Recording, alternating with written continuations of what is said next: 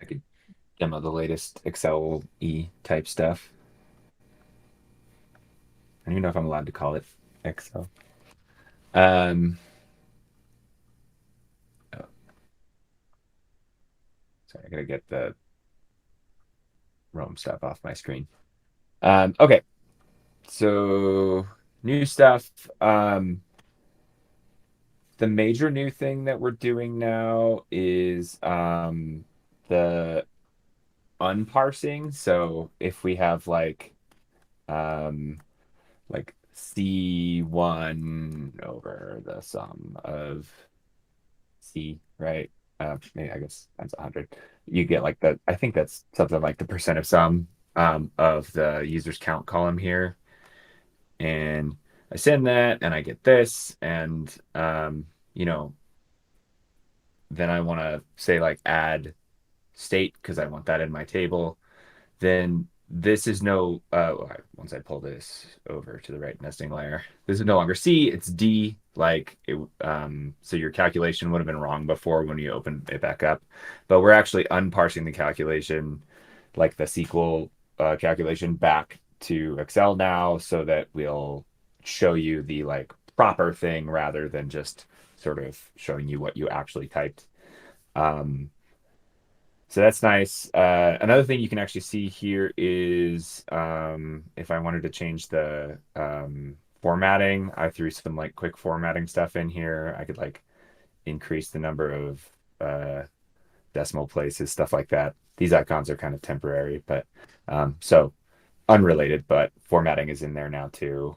Um, I think that's it on unparsing, but basically it all works like that. I think the unparsing is pretty much done at this point. All the functions, Steven wrote a bunch of like custom Omni SQL functions that allow me to like unparse a lot more easily.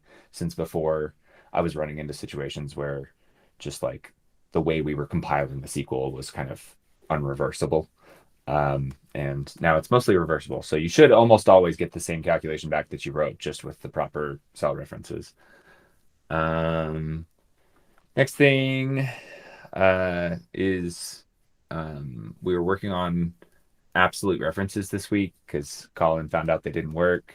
Um, so like you can do like absolute references where A6 here will be fixed to A6 and then through like A4, which won't really make sense at first, but once you get down a little further, it starts spreading out. So like you can see the first one is always uh, A6.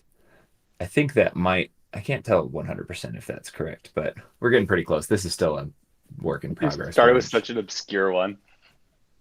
Whoa, whoa, whoa, really? Can you do I, like A1 to A dollar sign one or A dollar sign one to yeah, A1? yeah. Wait, a dollar sign one day one? Dollar sign one to Yep. A1? Is that what you want? Yep. Okay. Yeah, exactly. So this That is one. like a moving average. So we pinned the front of it to the first row, and then we're going down to the next row, essentially. Oh, yeah. So like if we did average here, Yep. uh, This is just a running average. Yeah, there that's you go. awesome. So you're running average. Um, So, yeah, yeah, I should have asked you for practical examples because I'm just like making stuff up. Uh, what else? Can I You can also request like, something? I'm just curious. yeah, yeah. Can Uh-huh. you try like a dollar sign 1,000 to A1? I think that'll just be all nulls because I don't have 1,000 rows, right? Uh, okay, so it's gonna null out. So Interesting. yeah, in Excel, would it reverse that and give you A1 to $8 on 1,000, or would it? Because I'm not Yes, sure we operate exactly like, yes. So it yeah, would reverse it. It doesn't care about order, is one side of it. yeah. And then the Order other thing is does like matter to you us. would effectively get the nulls, but this would just be a running average in reverse, is the way to think about it. Mm. So it's pinned to the bottom Uh-huh. row and it's grabbing to the top. Mm-hmm. Does that make Interesting. sense?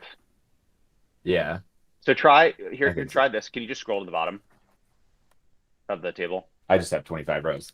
Okay, so go a dollar sign or A1 to a dollar sign 25.